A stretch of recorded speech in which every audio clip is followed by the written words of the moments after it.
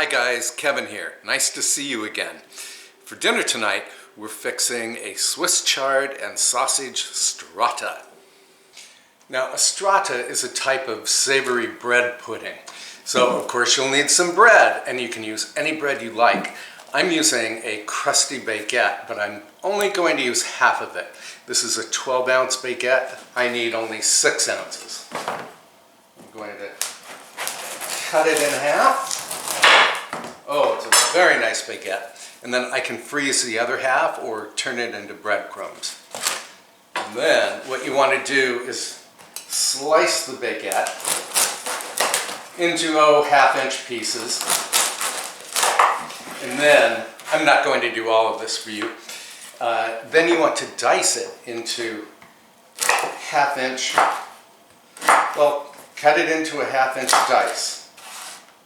Like so. I'll do one more piece here. You don't have to be exact. Just dice up half a baguette. Okay, and I'll finish dicing this up and then come right back. Okay, I have one last piece to do. And I wanted to mention that if at all possible, use a day-old baguette. It should be a little stale. That way it can absorb the custard that's going to come in just a bit. Okay, now we can move on to the next ingredient, which is 1 pound of sweet Italian sausage. This is local sausage from somewhere in the Hudson Valley.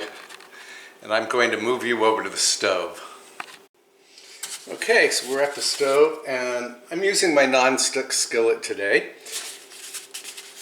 This is a 12-inch skillet, I believe. In goes the pound of Italian sausage, and then I'm going to break it up with this wooden spatula as the meat browns.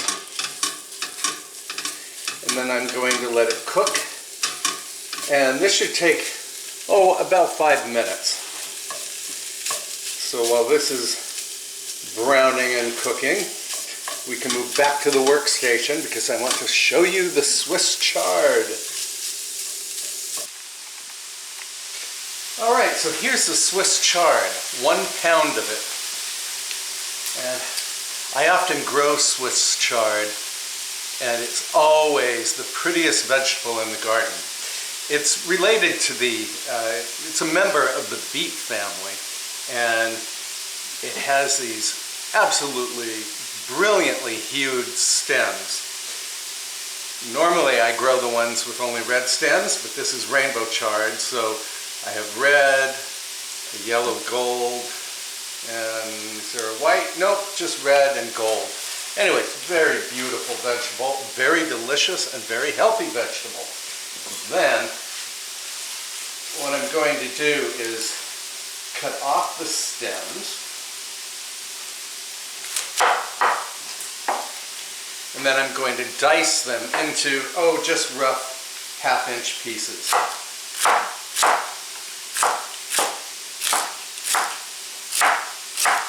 This chard was grown by the Berry Farm in Chatham, New York.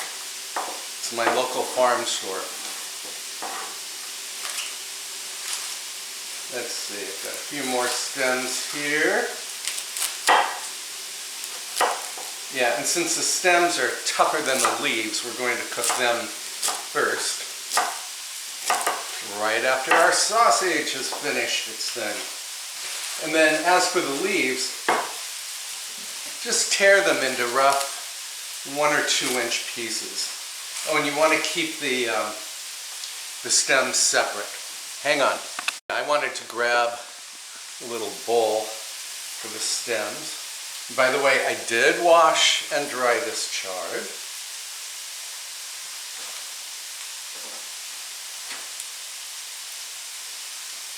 And many of you have asked me, did you wash this or that? And I can assure you I am very clean in the kitchen. At least I think I'm pretty clean in the kitchen. Anyway, next, just roughly tear the leaves into 1 or 2 inch pieces.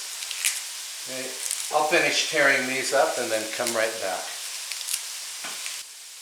Okay, so here are the colorful chard stems, and here are the leaves all torn up. So now let's check on our Italian sausage. Okay, the sausage is brown and cooked through. So now I'm going to transfer it to a plate. This is just a pie plate over here.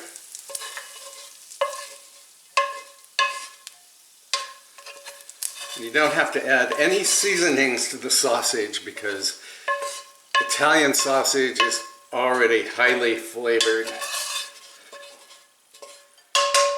Okay, now I still have my skillet over medium, actually it's medium-low heat.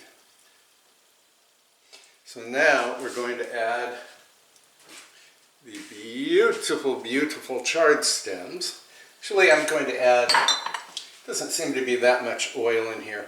I'm going to add just a little drizzle of olive oil. And then in go the chard stems. And 1 medium onion that I diced off camera.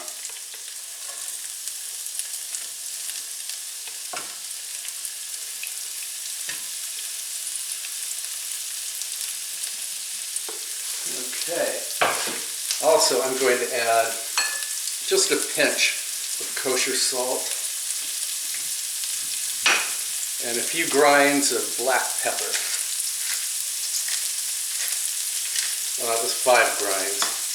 Okay, and then give this a quick toss. You want to make sure everything is coated with the sausage, fat, and the olive oil, and that the salt and pepper is dispersed. And then I'm going to saute this. Actually, I'm going to let this just sweat over low heat for about 3 minutes until the stems and the onions are soft. So we'll come back. All right, the chard stems and the onions are soft. So now it's time to add the Swiss chard leaves. It's going to look like a lot of leaves, but they are going to cook down as they wilt.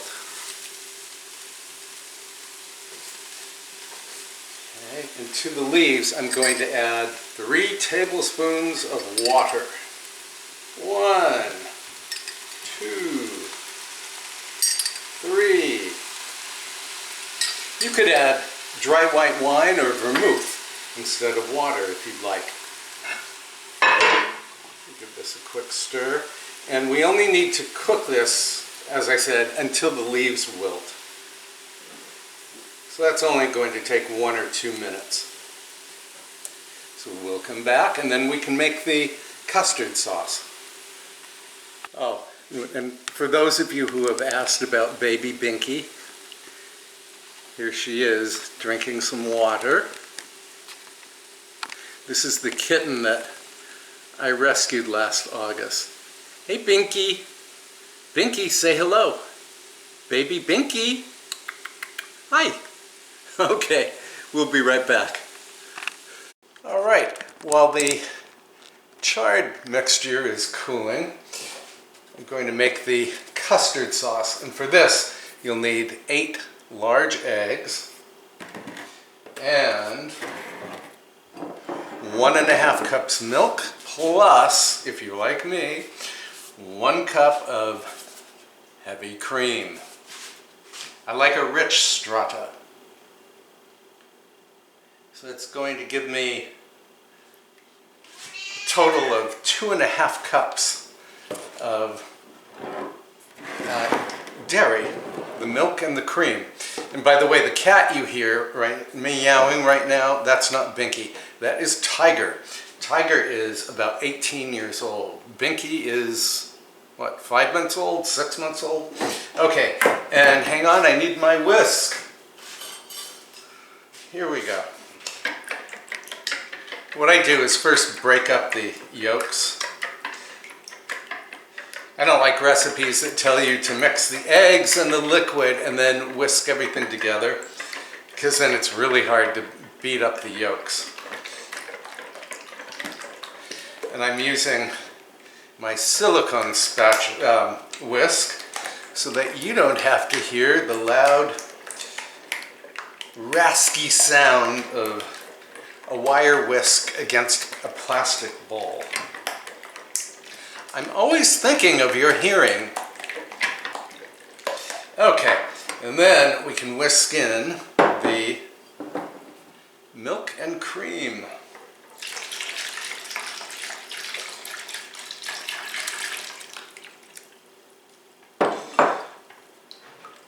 Which, quite honestly, will whisk much easier if you use a wire whisk, which I'm going to do right now.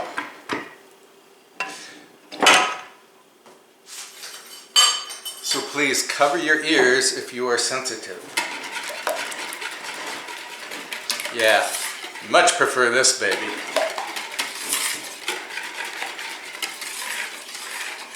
You just want to make sure everything is thoroughly whisked together. The eggs, the milk, and the cream. Okay, then it's time to assemble the dish.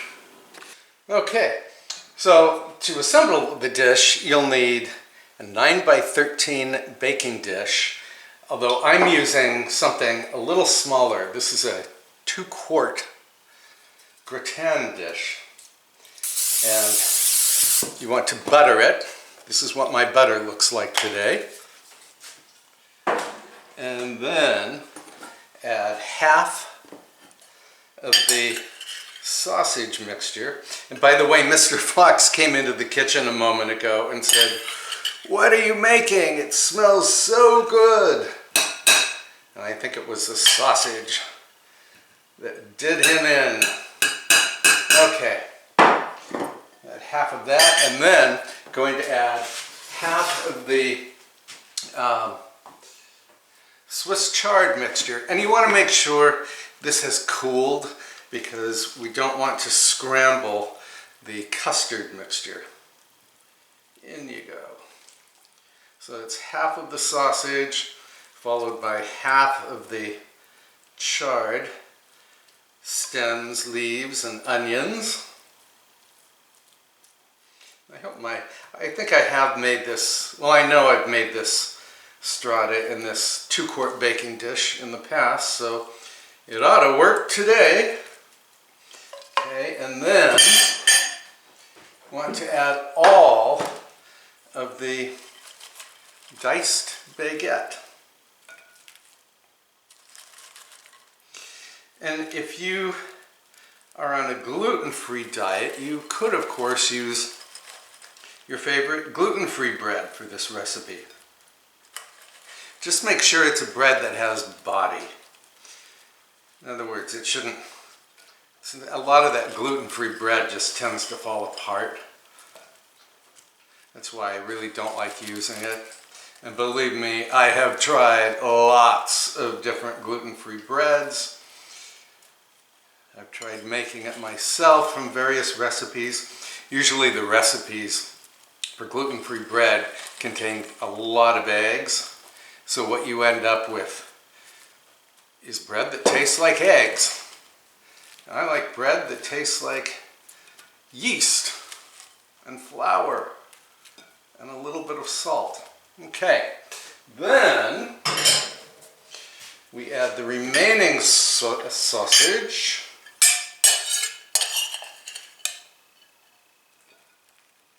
Just sprinkle that on. I'll bet you could make this dish with a vegetarian sausage. I would say a vegan sausage, but then what would you do about the egg custard?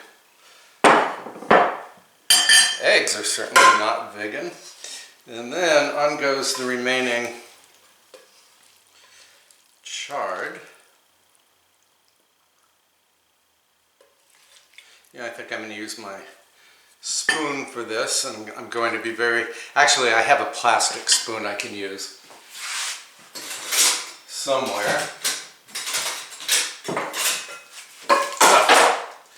Would you believe I just spilled, I spilled a bunch of my chard mixture on the floor. Oh no.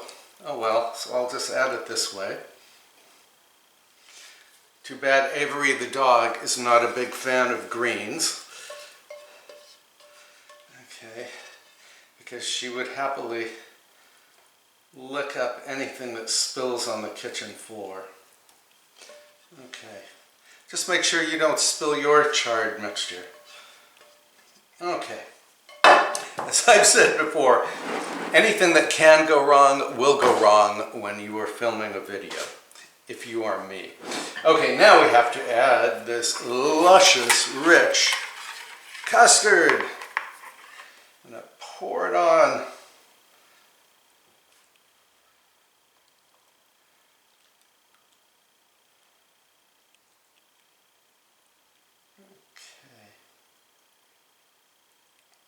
Oh yeah, this is going to work out just fine.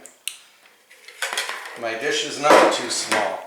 And then, let me grab a flat spatula.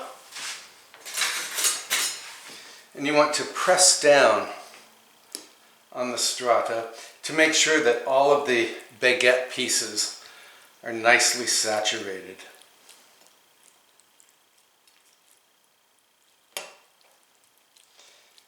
Okay. Well, that's too bad that I spilled that chard mixture. I'm going to have some cleaning up to do. Okay, and then to finish, going to top this with some cheese.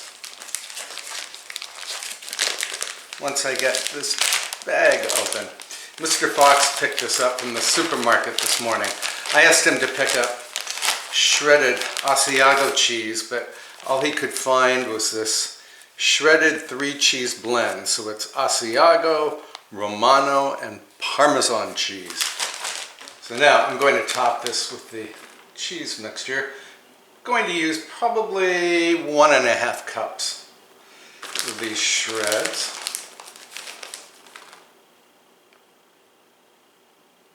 Yeah, this is a very rich dish, but it's also an amazingly delicious dish.